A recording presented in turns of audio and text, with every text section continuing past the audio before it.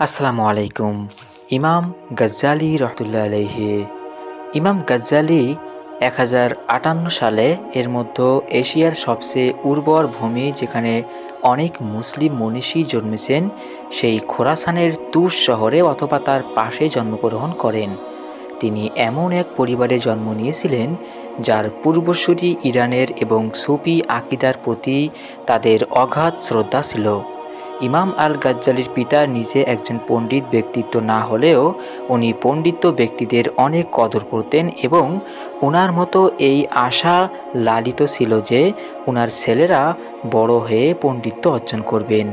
Cambridge বিশ্ববিদ্যালয়ের Islamic স্টাডিজের অধ্যাপক টি winter মনে করেন যে গাজ্জালি ছিলেন মানবজাতির এক অগ্রদূত এবং এই কথা বলা যায় যে ওনার পিতার লালিত স্বপ্ন একটু বেশি পরিমাণে পূরণ হয়েছিল। গাজ্জালির পিতা ওনার খুব অল্প বয়সে ইহলোক ত্যাগ করেন এবং শেষ নিঃশ্বাস ত্যাগের পূর্বে উনি ওনার সঞ্চিত টাকা ওনার এক ধার্মিক বন্ধুকে দিয়ে যান ইমাম গাজ্জালি এবং তার ভাইয়ের লালন পালনের খরচ বাবদ। গচ্ছিতারত টাকা শেষ হওয়ার পর তার বাবার বন্ধু তাদেরকে মাদ্রাসাতে দাখিল করেন এবং সেখানে তিনি কৃতিত্বের সাথে সব বিষয়ে অধ্যয়ন শেষ করেন। মাদ্রাসাতে অধ্যয়ন শেষ করে তিনি 15 বছর বয়সে জুরজান নামক স্থানে যান ফিক নিয়ে পড়াশোনা করার জন্য। সেখানে তিনি ইমাম আল ইসমাইল নামে একজন শিক্ষকের কাছ থেকে জ্ঞান অর্জন করেন এবং কিছু পরেই তুস নগরীতে ফিরে আসেন নিজে নিজে অধিক অধ্যয়ন করার জন্য। 3 বছর যাবৎ নিজের সমস্ত বিদ্যা অধ্যয়ন শেষ করে তার তার জ্ঞান পিপাসু হৃদয়ের পিপাসা আরও বেশি বৃদ্ধি করেন এবং তার পিপাসা মেটানোর জন্য নিশাপুরে যান। সেখানে তিনি ইমাম আল জুরাইনি যে ছিলেন সেই সময়ের শাফি মাযহাবের অনেক মর্তবাপূর্ণ আলেম তার কাছে ফিক, যুক্তিবিদ্যা এবং অন্যান্য প্রয়োজনীয় বিষয়ে অগাধ জ্ঞান অর্জন করেন। বিখ্যাত মনীষী সক্রেটিস তার রিপাবলিক গ্রন্থে পিতার চেয়ে শিক্ষকের গুরুত্বের যে অনেক বেশি সেই বিষয়ে আলোকপাত করেছিলেন। পিতার অবদান অনেক বেশি আমাদের এক দুনিয়াবী জীবনে আনার জন্য, কিন্তু শিক্ষকের আমাদের শিক্ষায় যে কিভাবে এই দুনিয়াবী জীবনে আসল সাফল্য পাওয়া যায়। এবং ইমাম গাজ্জালি এমন কিছু গুণীজনের সান্নিধ্য পেয়েছিলেন যারা ওনাকে শিখিয়েছিলেন যে কিভাবে দুনিয়াবী জীবনের সাথে সাথে মৃত্যুর পরের জীবনেও সাফল্যমণ্ডিত হতে পারে এবং কিভাবে লক্ষ কোটি মানুষের হেদায়েতের নূর হিসাবে জ্বলজ্বল করা যায় হাজার হাজার বছর ধরে। জ্ঞান অর্জনের জন্য এক প্রান্ত থেকে অন্য প্রান্ত ভ্রমণ করা তৎকালীন সময়ে শিক্ষাবিদদের জন্য একটি প্রথা বঙ্কি আর কিছুই ছিল না। লক্ষ্য পূরণে সচল কারো আজ আশেপাশে যদি সব ধরনের সুযোগ সুবিধা থাকে তবে তার লক্ষ্যের দিকে ধাবিত হওয়া অনেকটা সহজ হয়। ইমাম আল গাজ্জালির ক্ষেত্রে কিছুটা এমন হয়েছিল, তবে তার জ্ঞান তাপস হবার লক্ষ্য পূরণের দিকে অগ্রসর হতে গিয়ে তিনি অপরিচিত কেউ থেকে হচ্ছিলেন এমন এক নাম যা গুণীজনেরা বিনীতভাবে উচ্চারণ করে। ইমাম আল গাজ্জালি আজ শুধু একটি নাম নয়, অনেক দর্শন শাস্ত্রের লুকায়িত জ্ঞানের উন্মুক্তকারী। ইমাম আল জুরাইনির কাছে তিনি জ্ঞান অর্জনের পাশাপাশি তাকে অধ্যাপনা করতে সাহায্য করতেন। 1085 সালে আল জুরাইনির যখন মৃত্যু হয় তখন ইমাম আল গাজ্জালির বয়স ছিল 28 বছর।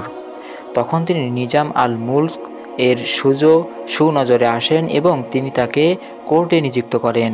সেখানে তিনি 6 বছর অতিবাহিত করেন এবং সেখানে তিনি বিভিন্ন রাজনৈতিক সমস্যার সমাধানের পাশাপাশি বিভিন্ন সমস্যার সমাধান নিয়ে আলোচনা করতেন। অতঃপর তিনি নিজামিয়া মাদ্রাসাতে শিক্ষাদান শুরু করেন এবং সাথে সাথে নিজের লেখালেখির প্রসার বাড়াতে থাকেন। এমন সময়ে তিনি একটি ইসলামিক মতভেদের মধ্যে ঘুরপাক খাচ্ছিলেন, আর তা হলো দর্শন শাস্ত্র এবং ইসলামকে নিয়ে।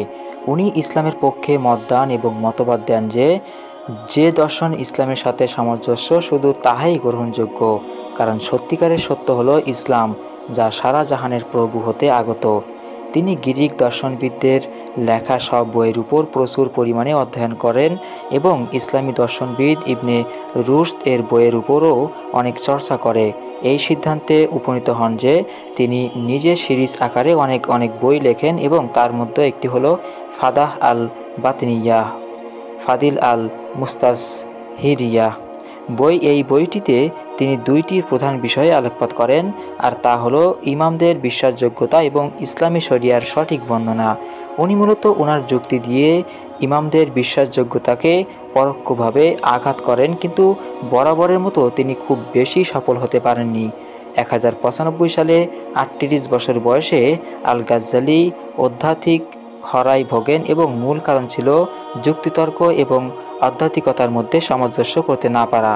ওনার এই খরা ওনাকে শারীরিকভাবে অনেক অসুস্থ করে ফেলে এবং উনি বাকশক্তি হারিয়ে ফেলেন, তাই শিক্ষাদান থেকে দূরে থাকেন।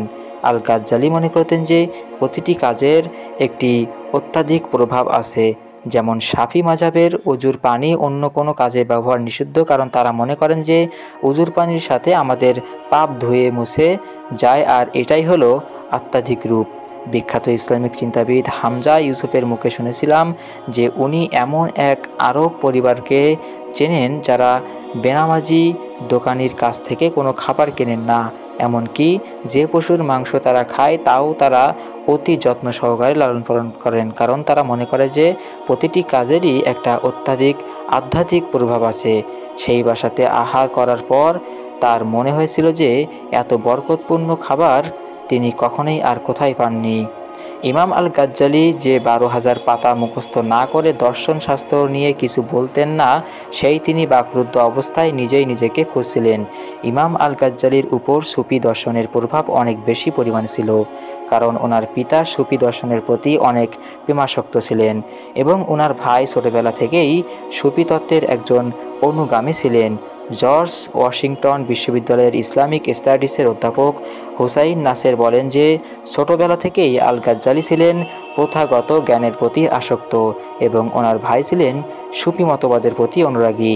ওনার অধিকাংশ শিক্ষক ছিলেন সুফি তরিকার অনুসারী এবং নিজাম আল মুলক ও ছিলেন সুফি ভক্ত।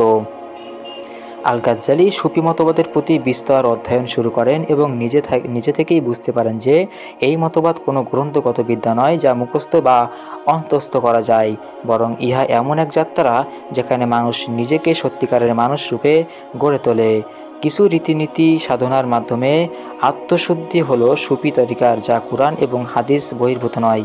কুরআনে মানুষকে আশরাফুল মাকলুকাত বলে অভিহিত করা হয়েছে, আর যদি তাই হবে তবে শ্রেষ্ঠ সৃষ্টি কিভাবে একে অন্যর ব্যাপক ক্ষতি সাধন করে, কিভাবে ধর্ষণের মতো ক্ষতিকর কাজে লিপ্ত হয়, যেখানে যদি আল্লাহর অনুমতি থাকতো তবে মাটি ধর্ষণকারীকে গ্রাস করত। নিজেকে সত্যিকার মানুষ বানানোর এই যাত্রায় আল গাজ্জালি তার সবচেয়ে সমাদিত উলমে আল দিন গ্রন্থটি লেখেন, যার 4টি খণ্ড আছে এবং মূলত এই বইতে ইসলামী অনুশাসনের অনুশীলন এবং তার গুরুত্ব খুব দক্ষতার সাথে আলোচনা করা হয়েছে। অনেক ইসলামী চিন্তাবিদগণের মতে কুরআন এবং হাদিসের পর ইসলামের জন্য সবচেয়ে গুরুত্বপূর্ণ হলো উলমে আল দিন গ্রন্থটি। যেহেতু সুফি মতবাদ নিয়ে কথা হয়েছে তাই অনেকেই নাক ছিটকাতে পারেন, তাই একটু নিজের স্বপ্ন জ্ঞানের ধারণা নিয়ে আলোচনা করি। আমরা আজকাল আমাদের দেশে সেরকম পীর ফকির দেখে থাকি যারা মানুষের কাছ থেকে টাকা নেয়ার অভিনব পন্থা করেন। তারা কখনোই আসল সুফি মতবাদ দ্বারা তাড়িত নন।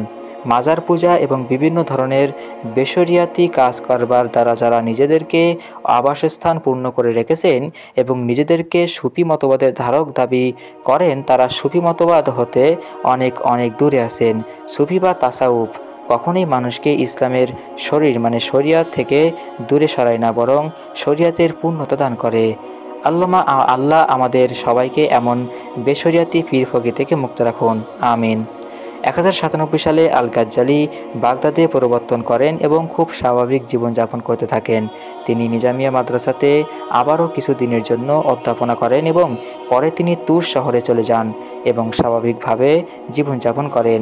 10 বছর পর সেলজুকর মন্ত্রী ফকর আল মুলকের অনুরোধে আবারও নিজামিয়া মাদ্রাসাতে শিক্ষাদান করেন এবং 5 বছর নিজের জন্মভূমিতে চলে যান। সেখানে জীবনযাপনের সময় তিনি তার অতি গুরুত্বপূর্ণ বই মিনহাজ আল আবেদিন লেখেন। এই বইটি ছিল মূলত কিভাবে জীবনযাপন করা উচিত এবং কিভাবে নিজ সত্তাকে আবাদ করা যায়। তিনি 1111 হিজরি 1111 সাল অর্থাৎ হিজরি 505 সালে এই দুনিয়া থেকে পর্দা করেন।